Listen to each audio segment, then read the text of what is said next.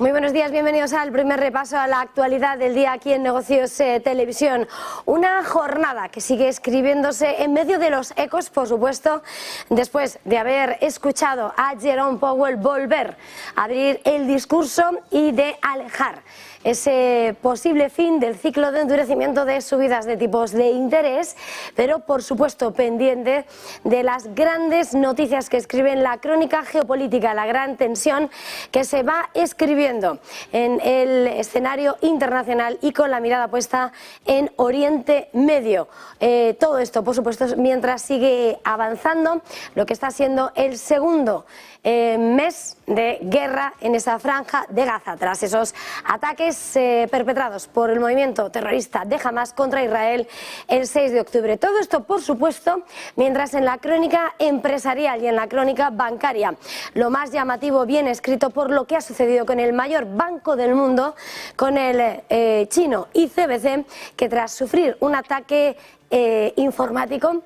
un ataque ransomware, se ha visto obligado a trasladar algunas de sus operaciones del Tesoro estadounidense vía USB por las calles de Nueva York. Estos son los grandes asuntos que siguen escribiendo y que engrosan la crónica de la economía y del escenario internacional de esta mañana del viernes 10 de noviembre, donde van a seguir siendo muchos los asuntos que van a seguir resonando y, por supuesto, con la máxima atención informativa puesta en España, después de haberse publicado ese acuerdo, haberse hecho esa puesta de largo del acuerdo entre el PSOE y Junts para conseguir esa investidura, la nueva investidura de Pedro Sánchez, con esa amnistía, con esas otras concesiones al prófugo Puigdemont. Es sin lugar a dudas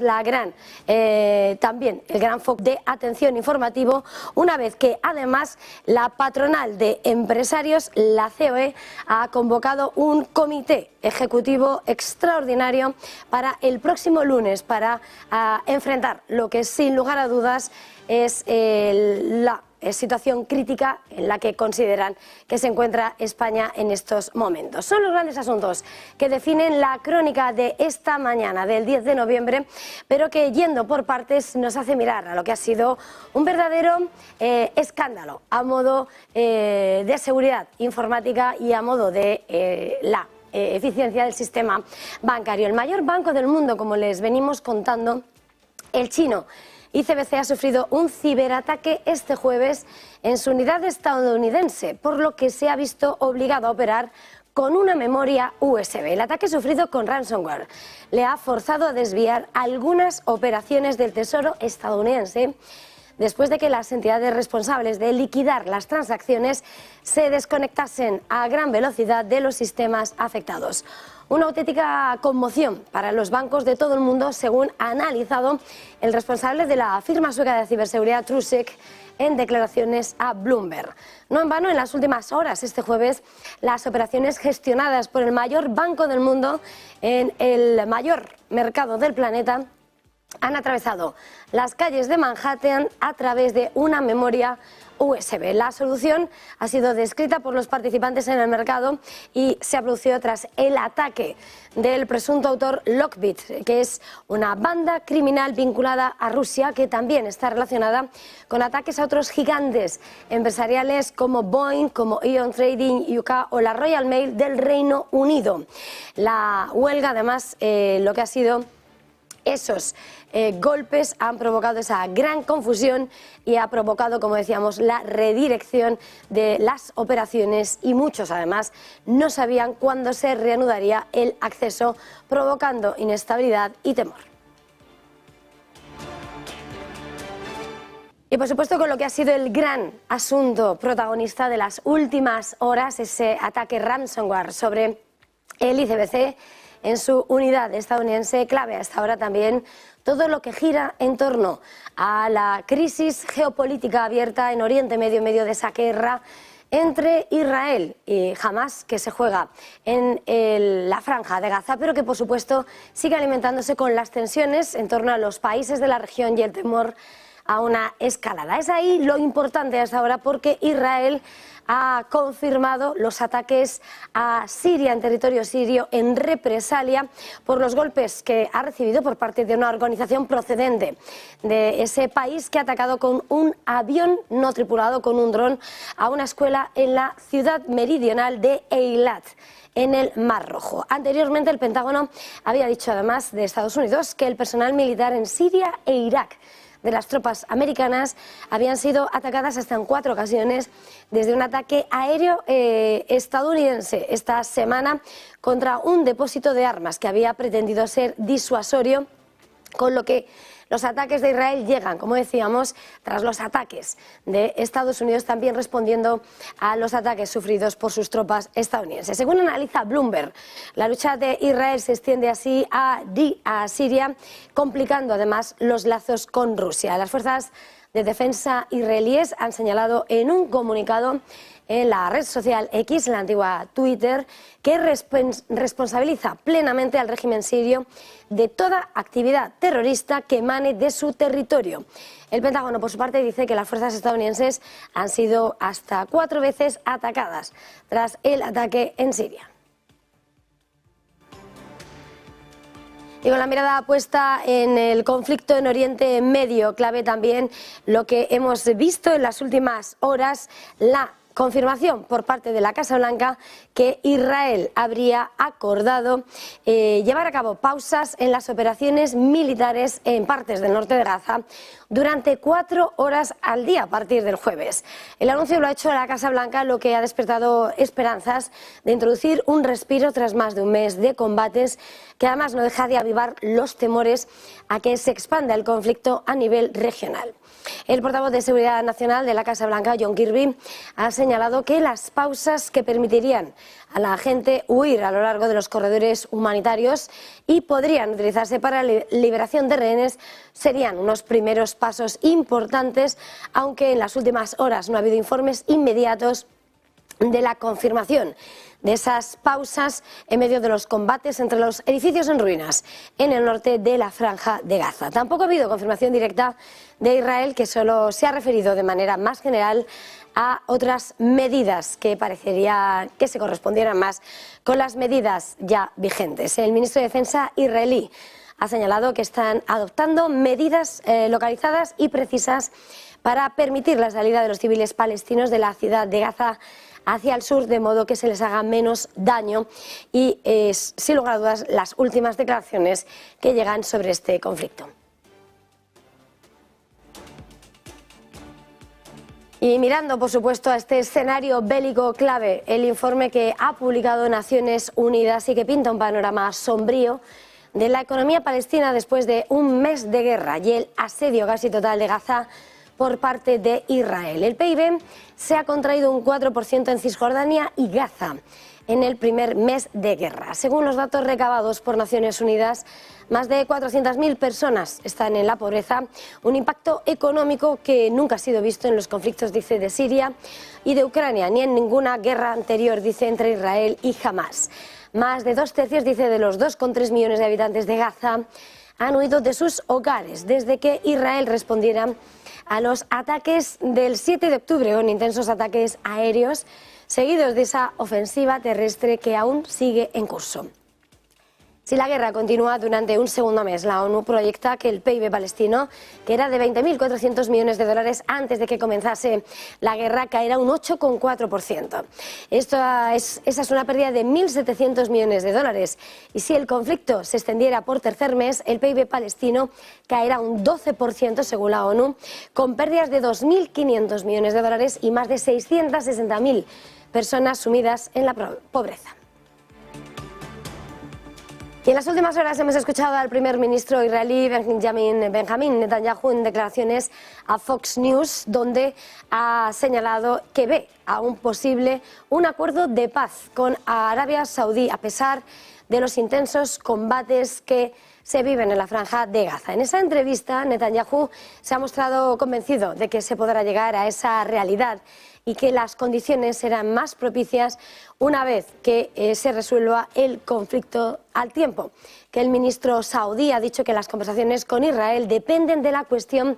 palestina. No en vano recordemos que justo cuando se perpetraban los ataques del movimiento de resistencia islamista de Hamas sobre Israel en torno al 7 de octubre, algunos de los analistas ponían sobre la mesa que esos ataques llegaban en medio de esas negociaciones con Arabia Saudí y con el objetivo de hacerlas saltar por los aires. Y por supuesto clave a esta hora en un terreno mucho más geopolítico y geoeconómico lo que está siendo el continuo acercamiento de Estados Unidos y de China, y más cuando se espera ese presunto encuentro o presumiblemente encuentro ya anunciado entre el presidente chino Xi Jinping y Joe Biden la semana que viene, en torno al 15 de noviembre, al margen del cumbre del Foro de Cooperación Económica Asia-Pacífico que se celebrará la semana que viene en San Francisco. En ese contexto es, sin lugar a dudas, clave las reuniones de 2 días que va a celebrar y que está celebrando la secretaria del Tesoro americana Janet Yellen con el viceprimer ministro chino He Lifeng, en un intento por limitar las repercusiones económicas de las tensiones entre Washington y Pekín y mantener abiertas las líneas de comunicación sobre temas que van desde la seguridad nacional hasta el cambio climático. Funcionarios del Tesoro norteamericano han tratado de restar importancia a la expectativa de que haya avances en las reuniones de San Francisco, donde el presidente Biden acogerá esa cumbre de líderes la próxima semana y entre el que se espera la asistencia de Xi Jinping y el primer encuentro entre ambos mandatarios desde hace más de un año. Y por supuesto, si hablamos de personalidades económicas, en las últimas horas, esta semana, hemos vuelto a hablar al presidente de la Reserva Federal, Jerome Powell. Hablaba este jueves y esta vez sí se ha pronunciado sobre las inclinaciones en política monetaria dentro de la institución y ha puesto en duda que se encuentren en un momento de política monetaria suficientemente restrictivo. El jefe de la Fed ha señalado que los funcionarios de la Reserva Federal no confían en que esas tasas de interés sean todavía lo suficientemente altas como para terminar la batalla contra la inflación, y puede estar acabándose, dice, la ayuda para reducir las presiones sobre los precios de las mejoras en las ofertas de bienes, servicios y de mano de obra. En su discurso, Powell ha señalado en las últimas horas y ha reiterado que el Banco Central está comprometido a lograr una política monetaria suficientemente restrictiva para conducir la inflación al 2%, y subrayaba que están seguros de que aún no están seguros de que hayan logrado alcanzar ese momento. Eso sí, apunta que si resulta apropiado endurecer más la política monetaria, no dudarán hacerlo, aunque eso sí, dice que los nuevos movimientos se harían con cuidado, permitiéndose abordar tanto el riesgo de ser llevados a un engaño por unos buenos meses de datos como el riesgo de un endurecimiento excesivo. De nuevo, mirando a la lectura de los datos, a la cautela y ese movimiento en el que se encuentra la Fed de pausa antes de decidir cuál debe ser el próximo movimiento. En ese contexto, por supuesto, hemos estado viendo lo que ha sido el comportamiento del mercado de bonos tras las declaraciones de Powell, en el que hemos visto cómo los rendimientos han subido en las últimas horas. Veíamos al Treasury a 30 años elevarse, unos rendimientos que se arrojaban tras la subasta del Tesoro a 30 años, avivando preocupaciones sobre la demanda, y veíamos los rendimientos del bono del Tesoro manteniendo las ganancias, y el rendimiento al 2 años aumentaba alrededor de 12 puntos básicos hasta el 4,64%. En cuanto al 30 años, saltaba 12 puntos tras esa subasta de bonos a 30 años por 24.000 millones de dólares que atraía menos demanda de lo esperado. Los rendimientos de la subasta del 4,76% han sido 5,3 puntos básicos superiores al nivel previo a la venta del 4,71,6%, lo que apunta a signos de una demanda algo más débil. Y por supuesto, en página económica, clave también la tensión que se está viviendo en España una vez que ayer, hacia las 12 de la mañana, se hacía la puesta de largo de ese acuerdo entre PSOE y Junts, el partido de los prófugos de Puigdemont, para alcanzar un acuerdo de investidura que garantice el puesto en la Moncloa a Pedro Sánchez, aunque por cierto no ha terminado de negociar, todavía le quedan los asuntos del PNV, pero el gran escollo, ese gran pacto llegaba ayer al mediodía en ese festivo en la capital de Madrid, en ese festivo del Día de la Almudena. En ese contexto y tras la publicación de ese acuerdo, la patronal de empresarios ha convocado un comité ejecutivo de extraordinario y de convocatoria urgente para el próximo lunes por ese acuerdo. El presidente de la Confederación Española de Organizaciones Empresariales, la COE, Antonio Garamendi, lanzaba la convocatoria para abordar la situación de España. El motivo que recoge la nota alude literalmente al acuerdo alcanzado por el PSOE con Junts en el marco de la investidura de Pedro Sánchez como presidente del Gobierno y ante la grave preocupación, dice, existente en el mundo empresarial. El acuerdo suscrito establece que los socialistas apostarán por medidas que permitan la autonomía financiera y el acceso al mercado de Cataluña, así como un diálogo singular sobre el impacto del actual modelo de financiación sobre esta comunidad.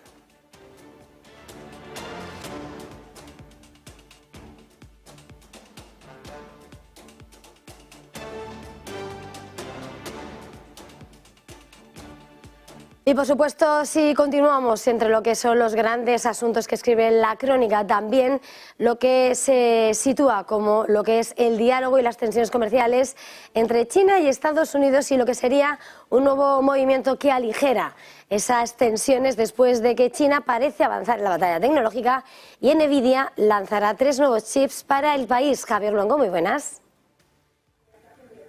Sí, ¿qué tal, Eva? Muy buenos días. Parece que Nvidia todavía se revuelve a las sanciones impuestas por el gobierno estadounidense con respecto de sus ventas y de las exportaciones de sus semiconductores a China. Y ahora, según Financial Times, habría desarrollado 3 nuevos microchips, en este caso destinados solo al mercado del gigante asiático, y el objetivo de satisfacer una creciente demanda de sus dispositivos de tecnología de inteligencia artificial en la región al tiempo de cumplir, dice, con los controles impuestos por Estados Unidos a la exportación. Último esfuerzo de la marca, la segunda vez que lo realiza en poco más de un año, después de que Nvidia se haya visto obligada por las nuevas regulaciones a reconfigurar sus productos para los clientes chinos, mientras se esfuerza todavía por mantener la presencia en un mercado que para ellos es vital, el mercado asiático, y China como foco de operaciones. Se prepara de esta manera Nvidia para lanzar nuevos chips, lo hará en pocas semanas después de que Washington fuera quien restringiera las ventas de chips de alto rendimiento que pueden usarse para crear los sistemas de IA, la última salva de esa administración de Joe Biden